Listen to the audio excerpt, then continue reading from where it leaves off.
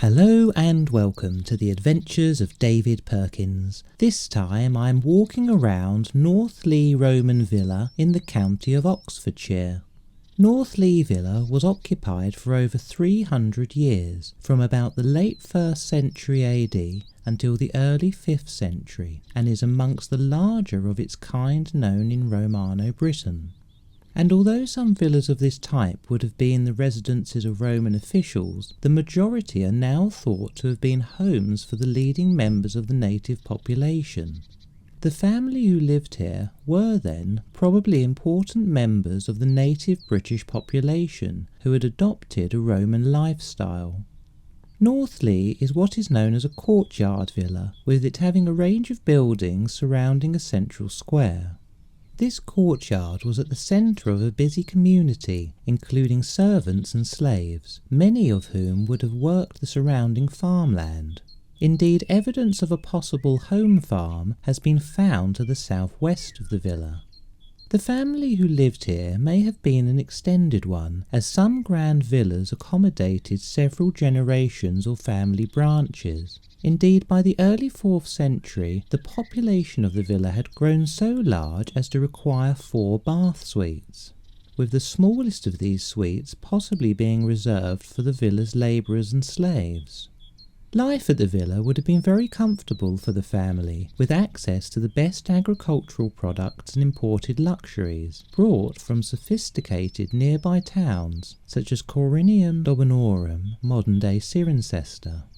At home, the family enjoyed in their key living areas and bath suites the domestic luxury of a hypercoursed heating system. Only the very rich could afford so many hypercausts, since they required large amounts of fuel. Hypercausts worked by means of drawing hot air from a furnace along channels under the floor and up flues in the walls to heat rooms. In all, 11 of the rooms are known to have had underfloor heating.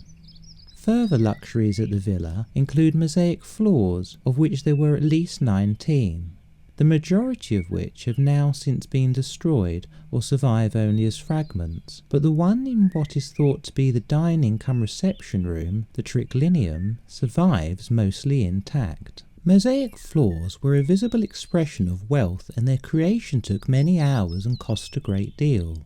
The most sophisticated Roman mosaics included scenes from mythology. However, those at North Leigh are simpler, featuring patterns and stylized pictures.